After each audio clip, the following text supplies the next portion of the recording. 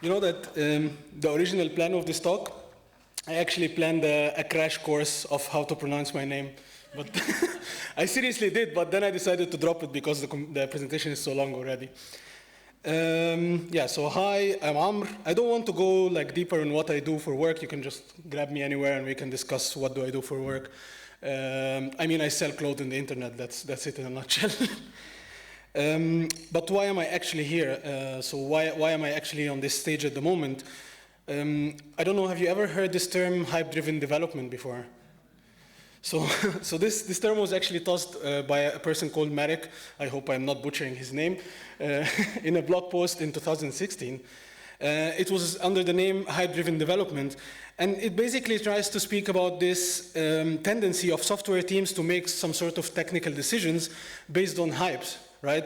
So rather than researching stuff, they see what others call a hot technology or what others call a hot pattern, and they try to follow it. And they don't rely really on solid research when they do this, and they obviously don't consider their own project needs and their own project context. Honestly, this tendency really exists. So I've been in this industry maybe not as long as some of you, maybe much longer than some of you, and I have seen this tendency a lot. People just tend to follow things. Especially seniors or people who get paid as seniors, right? People who get paid as seniors between code often follow hypes even more than juniors. Juniors have the thing to try to understand more. Seniors just say, I have an opinion, I have to stick to it. Beginners are usually the most confused people by hypes. I remember myself when I was a beginner and someone tells me like this kind of bold statement. I'm like, but why? Like, can you explain to me why are you saying such thing? And yeah, a quick Google search on the terms Ruby or dead, you will probably find 1 million blog posts called Ruby is dead and Ruby is done, and yeah, there is this sort what I call like the Ruby trashing hype. And again, don't get me wrong, when I say hype, I'm not always saying that it equals not a fact. A hype is not necessarily something wrong. A hype is just something totally different. Maybe to explain more what's a hype, I do this diagram of what I call the anatomy of a hype. A hype usually starts with a real situation, right? So someone introduces a new solution or a new problem that they faced in their own context, and they speak about it in some conference or they release some blog posts about it, which is absolutely amazing. Then some buzz starts to come out as this, like, oh, NoSQL is the new solution, microservices is the solution that will solve the problems of the world, serverless is the end of all our life problems. Then we reach this state of mania, where like every software team in the world now wants to use serverless, and every software team in the world wants to use the microservices and split their monolith, which is absolutely not necessary because they are two people, and all these kind of things. But then, of course, they reached the state of disappointment because, of course, they just followed some presentation like in a conference and they split their monolith, and now they realize that this was absolutely not necessary, and now they are in a big problem. And we reach the state which is the state I'm trying to speak about the most today, which is the state of realization. It's the state of us as a community realizing that every hype has its own context, every solution, every problem has its own specific context that we need to speak within that, right? NoSQL works with a specific type of data, but it doesn't work with everything. Microservices works in very specific organizations, in very specific technologies, but it doesn't work also, it's not the solution for everything, and so on and so forth. Same exactly applies to Ruby is bad, or Ruby is not a good technology. This has specific things behind it, but it's not an obsolete, it's not like an absolute sentence to state, it's not an absolute statement. And the target of my project is to realize this hype of Ruby trashing, to reach the state that we understand why are people trashing Ruby. One very important note, throughout this project I will complain about things in Ruby, right? But this is in no sense dissing or complaining about how the Ruby core team is doing their job. I think when the Ruby core team, when Matt started working in Ruby, I was 4 years old or something. So, so I don't think I even I'm not even good enough to speak about anyone of the core team. And on the contrary, I'm actually trying to do something that I feel like I'm trying to help them. I'm trying to, in my own way, trying to support the core team in doing their job. Okay, I've now explained why am I doing this, but what am I actually doing? What am I doing is a research project that I launched in Ruby on Ice a couple of months ago, which I call What's Wrong with Ruby. This research project has 3 goals, if you think about it. The first goal is, obviously, as I said, we want to solidify all these claims behind this hype. I want to have solid claims why people criticize Ruby all the time. The second one is generating a report which hopefully can be useful to the core team, can be useful to the community, like generating a bunch of reports to see what the community thinks about Ruby. Why is Ruby a problematic language? The one that is closest to my heart is explaining the problems in simpler languages for beginners. So there are so many things that, again, people who get paid as seniors try to speak about in languages, and they often tend to exclude beginners in the community, and beginners feel so confused, like, what is this? What are you talking actually about? So this is also part of the goals of this project. Okay, now we know the why, the what, but the how. Yeah, being one of those people who earns my salary as a senior software engineer, I obviously have thoughts about Ruby, right? Like I deal with Ruby more than I deal with English, probably. And I faced a lot of bottlenecks that made me uncomfortable in the past. And the original idea was like, maybe I can be the one to do a presentation and do a lot of blog posts and explain to the world what is the problem with Ruby. But then, isn't this like very arrogant? Because my thoughts, even though they can be valid in some cases, they still represent my own experience and my own context, which is very limited compared to many people in the community. So the decision was that I need to involve as much people as possible from the community to answer these questions. The first round of my research is a round of qualitative interviews. So I try to talk to people for usually between half an hour and 1 hour about so many topics, and try to transcribe what I got from them and get out some focal points and some interesting quotes. The participant groups so far, my target was, I need to reach people who are core contributors of different Ruby implementations. So far I interviewed people from JRuby, Truffle Ruby, core team members, some people who committed to C Ruby and to Topaz Ruby in the past, and I'm hoping to reach more people, so Aaron. Also the second focus group is maintainers and contributors to commonly used gems in the Ruby sphere. So far I have done, I think, around 25 interviews, and I have around 20 scheduled on the schedule. So far, from the ones I already finished interviewing, there was VCR, SimpleCov, Shoes, and I think 6 other gems, but those are the ones that the names were more familiar for me. The third group is the Ruby communities and the event organizers, people who run communities, people who run events. I reached some people from Ruby user groups across Europe. This is Ruby meetups, I mean, in other cities, or some conferences around Europe at the moment. Obviously, people who, a lot of Rubyists of our friends already ditched Ruby as a full-time job, and they already started doing things like Elixir, or Clojure, or Rust, or Erlang, or Java, or Go, or whatsoever. So I also interviewed some people from this group.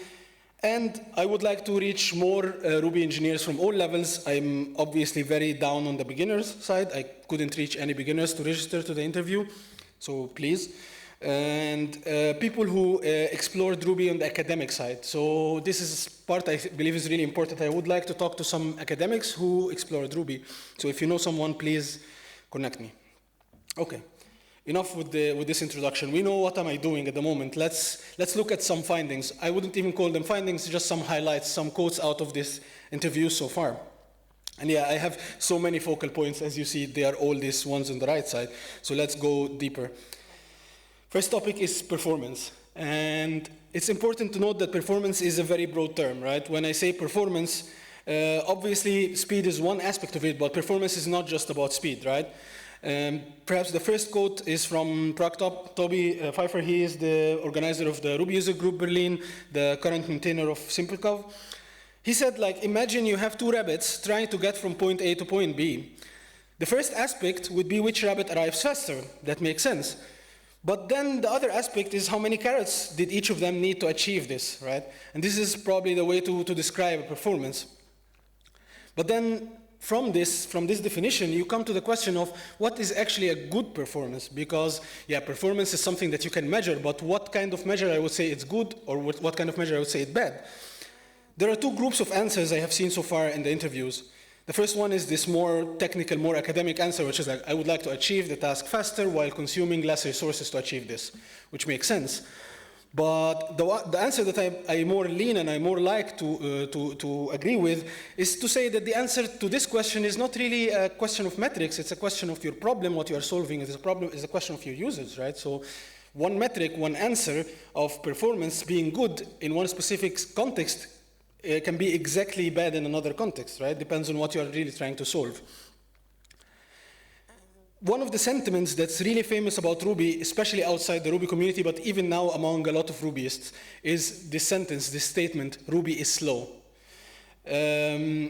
Yeah, it's very obvious, we're not lying. Ruby's computational performance was not and is not one of its computational strongest characteristics, and this is by design. This was not something like happened by mistake, it was always by design. The philosophy was always about developer happiness in the first place. It's important that the people feel comfortable developing Ruby fast while developing, but the computation performance is not the most important part. And it's important also to note that languages are just some tools. They are things that we use to build things, but they don't, while they might have some impact on our performance, they don't dictate our performance. One of the stories I heard was, I think it was Mongoid, but I'm not sure. They had a native C extension in their gem, and when they rewrote it in Ruby, the performance improved massively because the C code was really badly written. When I tried to ask people, okay, why do you think this sentiment exists? I really like this answer from Curtis Rainbold Green. He's the maintainer of VCR gem. He said that he believes that the early Ruby times, a lot of people from the Java world and the C world came in to try to experiment with things. They were used to solving types of problems that really don't fit the Ruby kind of wheelhouse, right? And later on, we started to realize one thing. You don't need microsecond level performance optimization to sell clothes on the internet.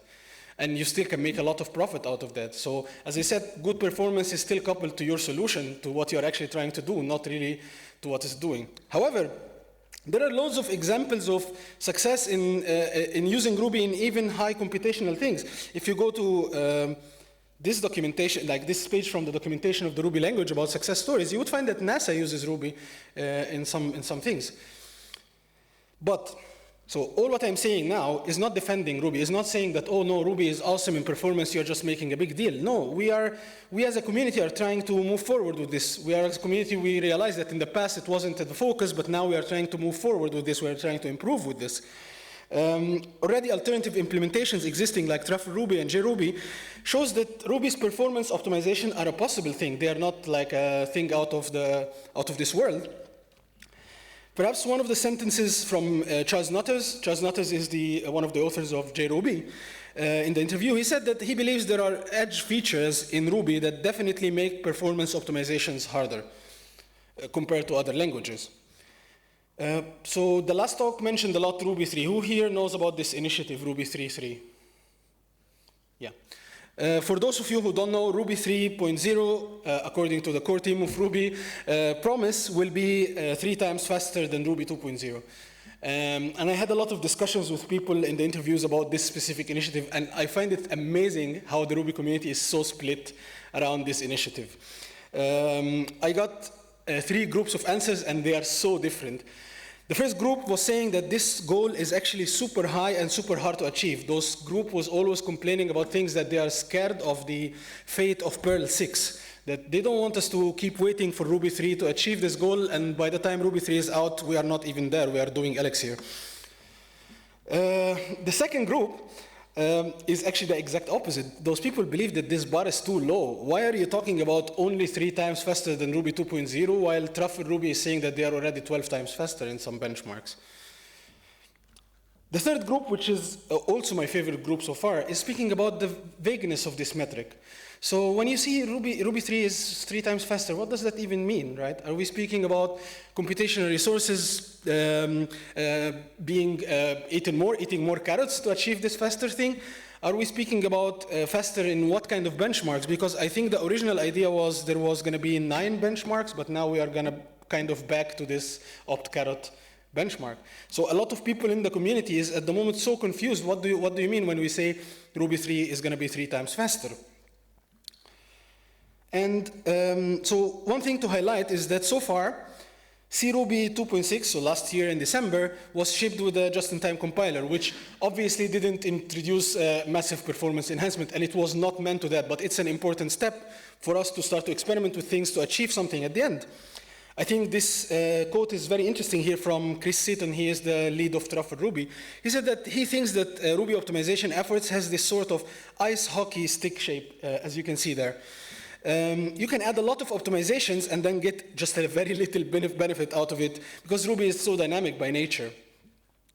You have to go a very long way down this stick to actually reach this state where you are optimizing through Ruby code at a deep level and getting serious increase. In a nutshell, he thinks that you only get 10% of your performance gain from 90% of your work. When I asked the people from Truffle Ruby if C-Ruby's implementation, C-Ruby's performance was the main motivation behind Truffle Ruby, they said yes. However, JRuby, no, they said that it was more being able to run well with other JVM languages, but then when they realized the possibility to compile JRuby to JVM bytecode and get benefits in performance, they went for it. Some minor aspects of performance to mention as well. Throughout my limited experience, I have seen a lot of engineers over-engineering when it comes to performance, right? Trying to over-optimize milliseconds in things, again, just selling clothes on the internet, which is really not useful. I have to honestly admit that, at least from my limited experience, the Ruby community is much better than other communities in this aspect. So we always solve performance problems when they arise rather than at the beginning. Also, from the people I interviewed, everyone said that they believe that the Ruby sphere has much better tools for profiling and benchmarking compared to some other languages they have dealt with, and they don't at least have a problem. When they try to profile or benchmark something, they are capable of doing it. The other thing that was mentioned is that learning resources are missing for real-life cases of performance optimizations. I have been to so many events about Ruby, and usually talks about performance optimization speak about a Rails M+1 query optimization. That is not a real-life case of real performance optimizations. We need to see more of that. Maybe Aaron sometimes speak about things inside the Ruby implementation itself about the performance optimizations, but I would like to see also on the application level, also on gem level, not just on the language level. One last note in this is that I think that gem maintainers has this extra burden compared to application code engineers when it comes to performance. You are building something that's going to be used by multiple applications, so you really need to take care with performance. Unlike application code where you solve problems when it arises. Okay. Am I speaking so fast? Everyone is? Cool. If you got lost at the moment, just raise your hand or stop me or something, I don't mind. The second focal point, so now we are done with performance, is what I call Ruby the language versus C implementation. I think that beginners in our community suffer to grasp the concept when they hear the words JRuby or Truffle Ruby or M Ruby. They don't really understand what we are saying when we say these things. It's important to say Ruby is a programming language that has some specifications and characteristics. That is Ruby. C-Ruby, which most of us refer to as Ruby, is only one, and of course the oldest and the reference and the one that started all these things, but it's only one of these implementations of these specifications and these characteristics, but there are other ones. And this problem is not a Ruby-specific problem. Dr. Ivo Anju here, he's one of the senior engineers at the Amazon Profilers team. He asked me to say that these are his opinions, not Amazon's opinions, because of legal stuff, so... Yeah, so his personal opinion says that this problem, even though it's not Ruby specific, but it's really specifically bad in the Ruby sphere. And the reason is both JRuby and Truffle Ruby are very high quality implementations in a sense, and they are not experimental toys like in many other languages. So in many other languages, there are alternative implementations, but they are really experimental. But JRuby at least is a very production ready implementation of the language at the moment. And even though I can also make another presentation about comparing all the different implementations, what's good, what's bad, but there are like 1 million comparison resources online, I don't think this presentation is good for that. But I just wanted to highlight some quotes out of the interviews from people who use JRuby in production, from people who maintain the languages, the implementations, I'm sorry. One of my favorite quotes was from Jacob Matthews. He has been working with JRuby for like 3 years. in production applications. And he said that, in his opinion, JRuby is unfairly overlooked. Dr. Ivo Anjo again said that while his experience with JRuby was amazing, and JRuby developers were always extremely responsive when it comes and fixed every issue super fast.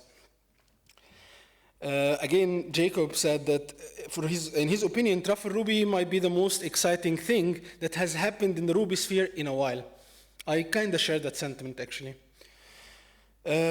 From Charles Nutter's interview, he said, think about it like this. You get to keep Ruby, you get to get everything, you gain everything from the Java platform, and still you don't need to write one line of Java, which is something amazing for us as Rubyists. Chris Seaton at the end said that Truffle Ruby is faster, runs other languages beside Ruby, and it has a much better debugger, in his opinion, of course. Again, there are plenty of talks on the internet from the core teams. Just go online and try to listen more about these implementations. But there are downsides, of course. These things are not, perfect. Obviously, the most important downside is that Rubyists are scared of Java, in a nutshell, right? Like, we just hear the word Java and we're like, don't get me there. We need to configure the JVM. It's impossible to configure, blah, blah, blah. So yeah, this is one. But there is the famous one. So for those of you who don't know, JRuby has a massive problem with its startup time. So maybe the runtime is okay, but it takes a lot to start. And the startup time introduces a massive pain during development with JRuby at the moment. Charles Nutters, when speaking about this problem, said that there is a lot of new JVM features that they are trying to experiment with and might lead to something. So let's see. And also there is this renewed interest in pre-compiling Java to native code, which can just solve the whole problem altogether. The last downside I see also when it comes to JRuby is that the JVM is amazing. The garbage collection in the JVM is super stable and probably has a lot of cool strategies, but it's a bit hungrier than when we are speaking about in the C world. So you need to put this into mind. As for Truffle Ruby, it is still so early to use in production. It's not a production-ready implementation anyways. There is still a compatibility gap, and MRI is a moving target, right? MRI is not like a done project. It's not a project that is done and never going to be changing again. But they also mentioned, the maintainers specifically mentioned that they are facing some challenges. Of course, in the past, because C Ruby, as I said, was just meant as the only implementation at the beginning, so there was no clear way to write the specifications of this language. So at the beginning, they had to rely on C Ruby's test suite. Also, many of them had to go and run Rails projects and to make sure. So it was very hard for them to make sure that they are compatible to C Ruby at some point. At the moment, this is improving a lot. There is this new project of Ruby Unified specs. But we still need to improve more as a language community into this direction. Of course, also they have a massive lack of development resources. Don't forget, implementing language is not an easy thing. Most of us do application codes. They're implementing things that requires a lot of research, so it's much harder to contribute to language implementations. And especially JRuby, they have 2 people usually working and just one-time committers from time to time. One last thing in this focal point is native C extensions. Does everyone here know what a native C extension is?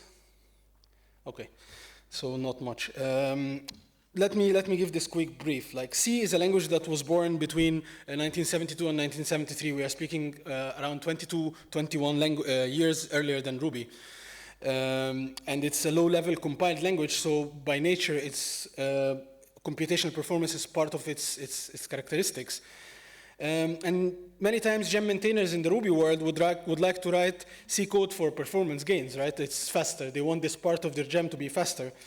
Or they won't like to use an existing C library because it's a much more mature ecosystem in a sense. And while there are so many ways to write C extensions and make it better and so on, I just would like to highlight one quote from Charles Nutters. Charles says that, in his opinion, C extensions are the largest thing holding Ruby back. And while C extension, of course, as it's obvious, makes it harder a bit to support other implementations in these gems than C Ruby, even though there are solutions, so it's not like an unsolvable problem. But they also even have negative impact on C Ruby. It's not just on the other implementations. Adam Pattinson here wrote this blog post speaking about attempts to reduce memory usage in Ruby, and C extensions was the problem he was facing. So try to check it out. One funny thing is that Truffle Ruby's team on the other side believes that it's a completely non-fundamental problem because with enough research they think that it's solvable. One final note on this focal point is that is from Toby actually. He said that in his opinion, before you are rushing to try to rewrite some performance bottleneck with Go or Elixir, just spend like a week and try to switch, try to migrate to JRuby and see how will it play. Maybe you actually get some performance wins out of that. This is, I think, a very important advice. I think also that more talks and real-life use cases should be shared with the Ruby community. I don't want to hear about the core teams using benchmarks to show how awesome their implementations. I want to hear your experiences when you used JRuby, what happened, or when you tried to play with Truffle Ruby, or Sergey yesterday spoke about mRuby. So I would like to hear more of these kind of stories. Next focal point. I have to say something like this focal point. I think I rewrote this section like 12 times or something so far, and I still don't like it. So if you don't like this section, bear with me. Like I would like to give a warning. The next slides have a lot of like cliche slides, what I call them. Like I have seen these slides in so many presentations in the past, but I think it's still necessary to introduce this to beginners to understand. Does anyone know who is that guy? Oh, cool. This guy is called Gordon Moore, actually. He is one of the founders of Intel, but I don't care really about his founding of Intel. I don't really care. What I really care is what we refer to as the Moore's law, or the Moore's observation. This observation is, he said that he believes in a circuit, the numbers of transistors will be able to double almost every 2 years. That was like a very long ago when he had this observation, obviously. In a nutshell, that means that engineers will be able to double the performance of processors almost every 2 years. That was his observation. This kind of came to an end. I mean, we still can make transistors smaller, so the observation in its own it persists, but there are other problems that come out of this, which introduce the need to what we have at the moment in the last decade, that almost every device has more than one processor core, right? Devices now are not one core with a better processor. They have like 7 cores. Even your phones have multi-cores at the moment. And this introduced the need for us as software engineers to support things like concurrent programming, concurrency, and parallelism. Again, this is probably the most repetitive slide I have seen in my whole life in all presentations, the difference between concurrency and parallelism. Does everyone here know that difference, or I need to say it? Okay, I will say it. That's fine. Let's assume that I have 2 items, this glasses and this remote control here, and I would like to take them from here until this lamp, right? Concurrency is basically that I would take this remote control and put it in the middle, and then I come back, I take these glasses and put it in the middle, then I go and then I put the remote control there, and so on. So I'm doing 2 tasks in an overlapping time, right? Parallelism is is a concurrent thing, but parallelism means that 2 of us are carrying, each one of us is carrying one of these items and moving exactly at the same time to the end point. That's the difference. Concurrency is things that happen in overlapping time. Parallelism is things that happen exactly at the same time. I hope that was clear. In general, what people always complain about is that Ruby is really behind on all of this. And this has 2 aspects, not just one. The first aspect is that in C Ruby specifically, multiple threads cannot run in parallel, cannot run Ruby code in parallel, because there are other things that can run in parallel. Aspect 2 is lack of some sort of an intuitive high-level concurrency abstractions to help us understand this. Let's dig slightly deeper. Why can't C Ruby really run Ruby code in parallel? You can spin off multiple processes in C Ruby. That's not a problem, right? You can have multiple processes and they will run in parallel, which is fine. This has obviously memory issues, specifically because C Ruby's fork does not utilize copy and write capabilities in operating systems. So most of the times in C Ruby, if you fork a process, it just duplicates the memory like 100%. You can end up, of course, with some zombie processes. So the parent process died, but the child process still exists, and this is not something you always want. But still, successful projects, I mean projects that are used in production systems, use this approach. Rescue, Unicorn, web server, these things are using multiple processes and it's working. It's not causing that much problems. But what we want to use, what everyone is craving, right? I would like to use multiple threads, much more lightweight. You don't need to copy the whole memory. It has other problems, but you want that. And you want them to be able to run in parallel. But the problem is C-Ruby has what it was used to be known as the global interpreter lock. At the moment, it's more referred to as the global VM lock. The best answer when I tried to ask many people, like, how would you explain Jill for beginners? I think the best answer was from someone who prefers to stay anonymous. He said that Jill resembles some sort of a traffic lights on a busy crossing. If you think of threads as they are cars, you would rather not to have them all carelessly driving through, right? And the only way, and I would continue because I didn't put that in the slides, but the only way you would solve this, in his opinion, is have them run in different planes, right? So this car can go in that direction down, and the car can go in that direction up, which is, at the moment, what C-Ruby is not really capable of.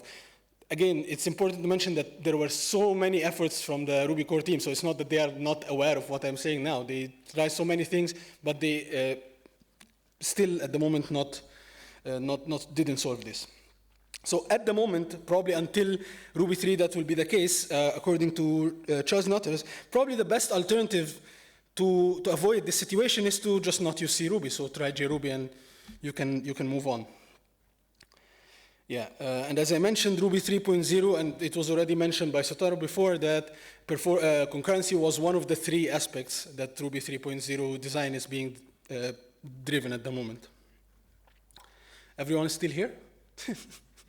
Did you get bored? No. Cool. The second aspect is the lack of abstractions. I think we can all agree that concurrent programming is hard. If someone told you concurrent programming is not hard, I think that person is either lying or that's a genius we should all look up to. It's so hard to wrap your head around concurrency in general. And I believe, and again, this is more of an opinionated thing, right? I believe that abstractions are a necessity, at least at the beginning, at least until we can get into this model more and more. We need some sort of abstraction to help us achieve this. Concurrency abstractions can borrow a lot from distributed systems architecture. There are lots of models. We don't need to reinvent the wheel. Like, the market has so many existing models of concurrency abstractions. Probably the most word that was mentioned in like 90% of the interviews from people who ditched Ruby and moved to languages was the actor model in Elixir, the Go routines. Those 2 words were mentioned so many times. We really need to just see something. And I know that there is, at the moment in Ruby 3, or at least I heard about the guilds proposal, but somehow it was dropped from Mats's keynotes the last 2 years. So I'm not sure if that even still exists or not. It's so confusing. Okay, I'm almost done with the focal points. The next one is what I refer to as the syntactical innovation. And let's be clear, Ruby's syntax is among the least debated aspect of your Ruby. People love Ruby's syntax in general. But many people complain about that they feel that since Ruby 9, there is not much innovation going on as much as before Ruby 1.9, right? But I would like to have some honorable mentions. Keyword arguments, I love it. Thank you so much for having keyword arguments. On the other side, safe navigators, why? I don't know, like safe navigators was introduced soon. I think since then I have seen the worst Ruby code written just because of safe navigators.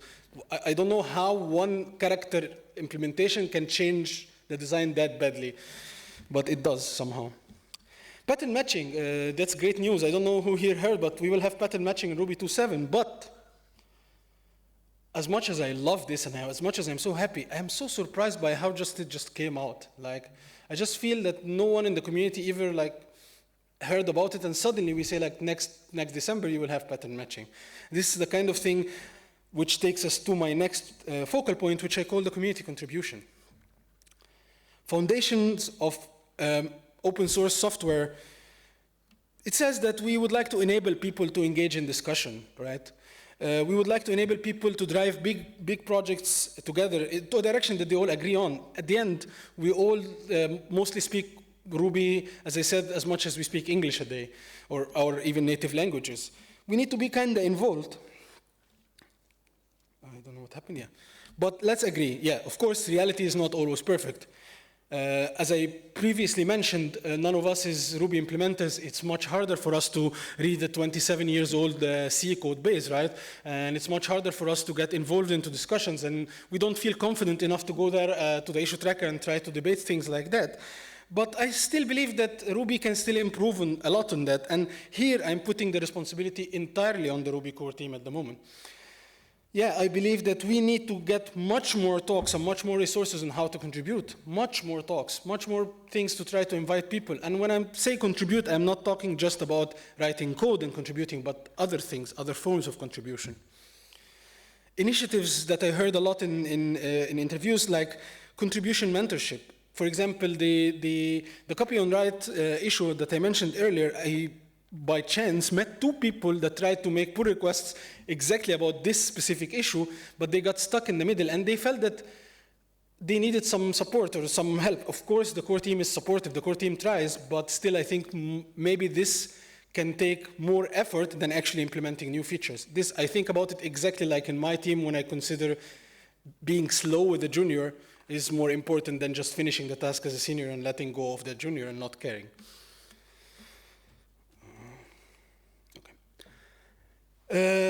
Community members, on the other side, have the responsibility. Try to think of creative ways, adequate ways. Think of what are your skills and how can you actually contribute to Ruby. As I said, you don't have to write code, but you can have other ways to contribute to this.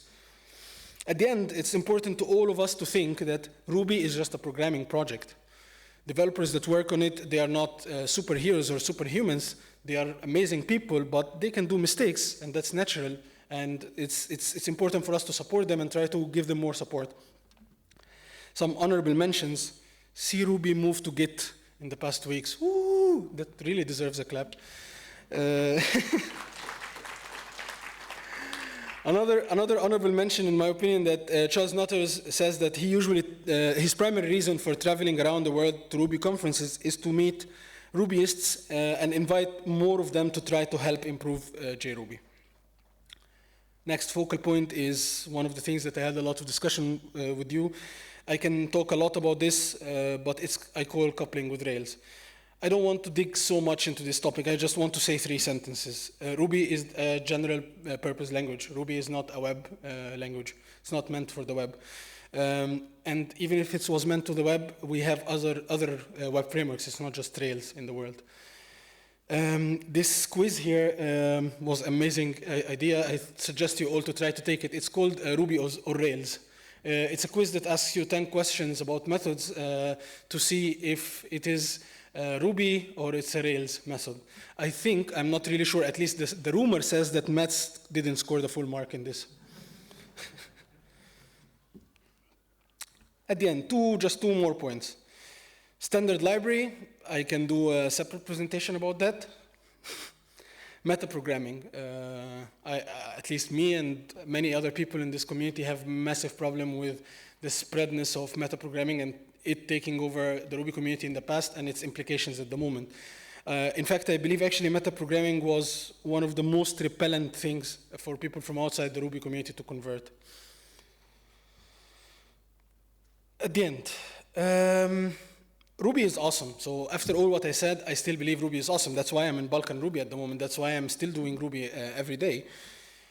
More importantly, I believe that Rubyists are awesome. I really go to many other conferences in many other technologies. I really don't like, but I really prefer the Ruby community to many other communities I have seen. It's much more diverse. It's much more welcoming than any other communities.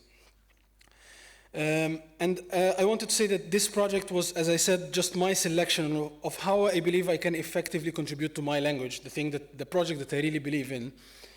And this presentation is not the project. This presentation is just one form of sharing some even very initial findings of this project. So if you like this project, if you like what I have said so far, please help me spread the word because, yeah, as I said, I have like 40 people, but that's not enough. We are so many Rubyists. So help me tell more people about this project. Come contact me, write me on Twitter. As Gala said, I probably will find me in the hashtag. Probably I'm the only one tweeting. So come write me and come and sit for an interview. If you don't even want to have it like a voice recording, you can write it down. I will send you the questions. It's fine. Also recommend interviewees. So if you know someone in your work or someone that you feel that, okay, that person is very interesting, tell me, like, try to contact that person. Most importantly, when I started this project, I really thought it was going to be so easy, but so far it's so hard. So if you have some time and you would like to do something interesting, just write me and volunteer to help me. I mean, I like more people to join in this. One specific mention about that is that I'm really suffering with getting more diverse interviewees. So I have women that registered, but not many, and I have people of color that register, but not many. So I would like, even if someone would volunteer to just help, even in just this aspect, I would really appreciate it. And that's it. Thank you so much.